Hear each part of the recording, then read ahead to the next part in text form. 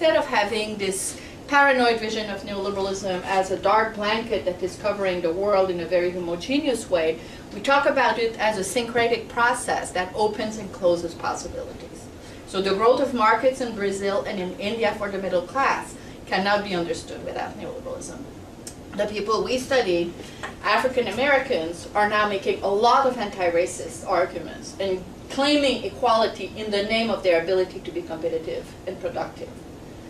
Okay, so this is a new set of tools that are made more readily available by the coming of neoliberalism.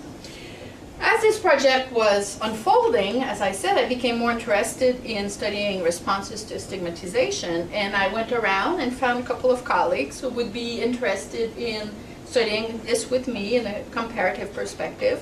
And we landed, at some point, Quebec was going to be in the project, France, Ireland, but we ended up with the 3 cases that I mentioned. And we created a research design where we have 150 respondents in each of the 3 countries. They are sampled in mixed cities, Rio de Janeiro, Tel Aviv, and the New York area. We use similar methods for sampling, although not exactly an interview schedule that largely overlaps. We coded all the interviews using Atlas TI, so the data is of very high quality and very comparable across sites. And our objective was the following. It was to analyze how they experience racism, their account, their narratives about what it is. The key question in the interview schedule is, have you ever been treated unfairly? Give me an example. How did you respond? So we're interested not only in the experience itself, but also in the response. And then the question is both to document the patterns of experience and responses, and to try to understand how the environment enables the patterns that we establish. And here, connecting with the Successful Society Project, this enabling happens at various levels. So here we operate with a theory of causation or social processes that is truly multidimensional, which has to do with the degree of groupness of the group, the extent to which they think of themselves as a group, but also a number of features of the environment, including the dominant national narratives about inclusion, including the extent to which those groups have ready access to scripts about why they have been and how they have been subjugated and what's wrong with that. So we're thinking about cultural tools that are available to them, but other things as well. So this project started, believe it or not, I'm afraid, I'm very ashamed to say, in 2006. Always takes longer. In 2012, we did this first publication, a special issue of ethnic and racial studies, which includes chapters on each of the countries, and plus a number of other chapters on related topics. And that issue concerned only questions that had to do with ideal responses. So we distinguish between responses to specific events and their responses to questions such as, what do you teach your kids? How should one respond? What are the tools that your group has at its disposal to respond?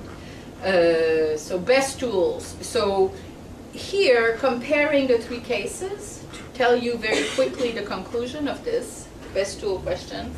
In the US, when you ask people, how should you respond? There's one very predominant answer: you should confront. And why should you? How do we explain this? Well, here we are in the US, Obama is being elected. The interviews were conducted just around the elections of 2008.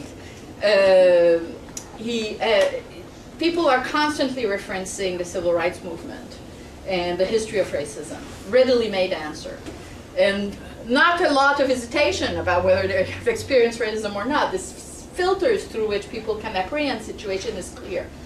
In the Brazilian case, the response is something we never see in the US. Who's your grandmother? That is, we're all black.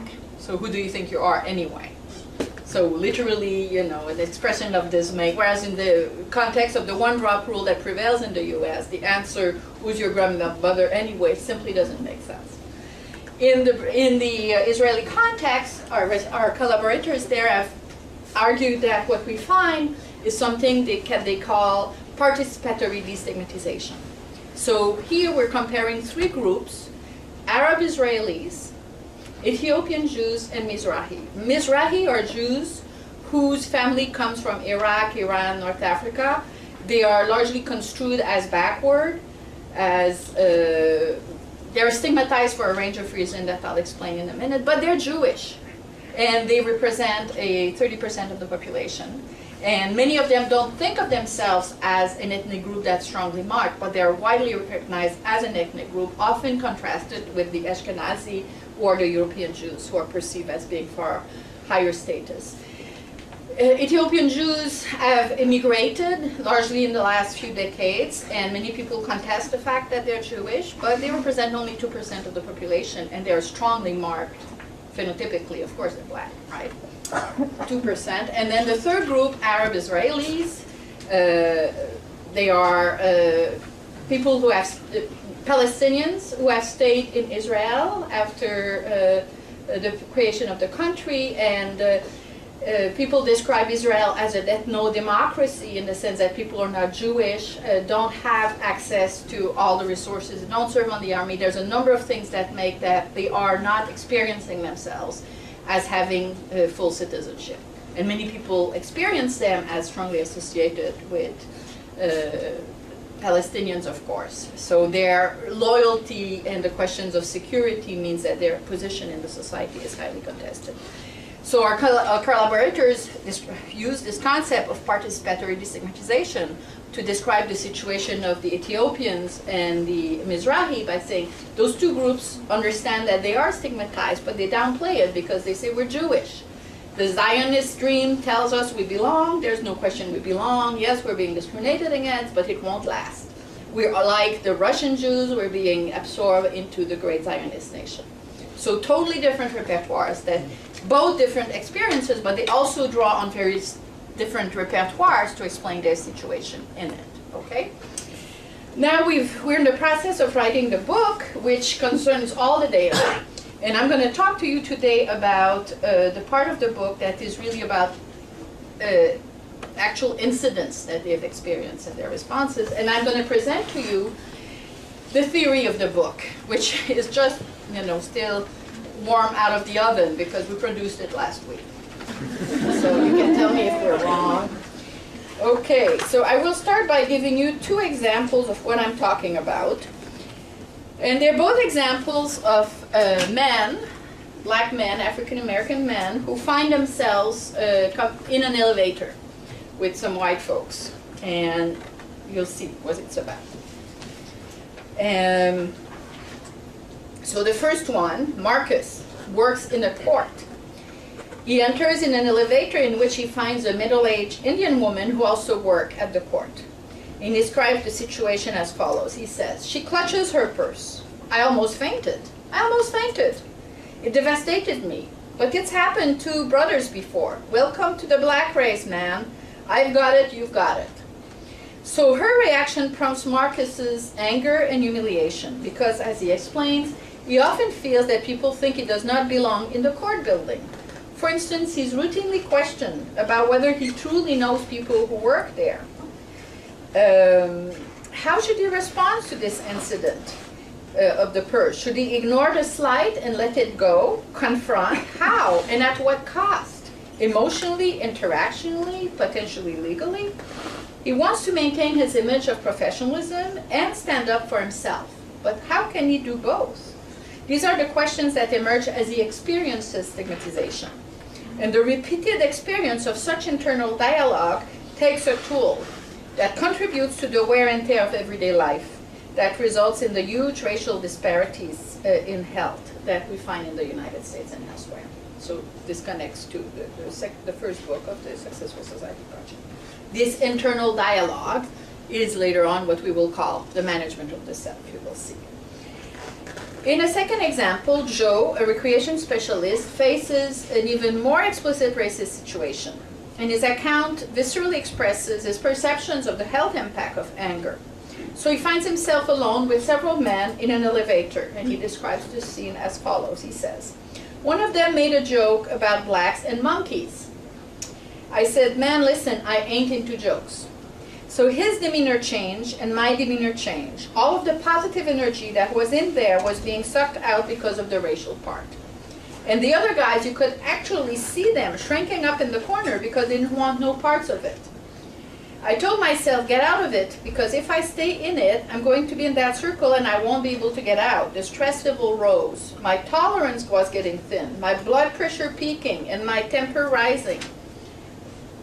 By the grace of God, thank you, Jesus. As I stepped out of the elevator, there was a black minister walking past.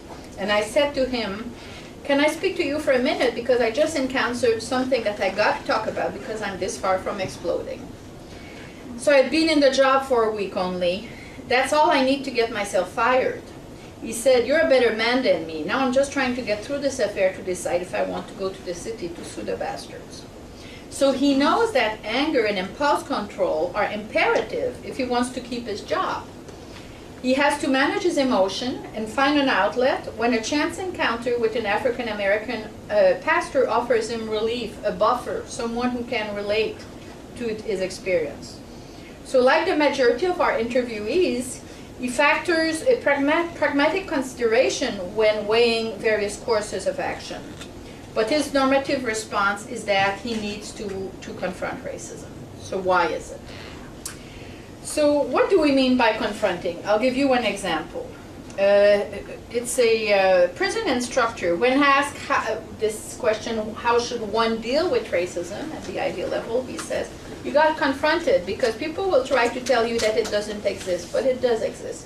Confront it, not in a negative way, but just bring it up and discuss it. White folks will try to act like it doesn't exist, and then they'll try to reverse it on you.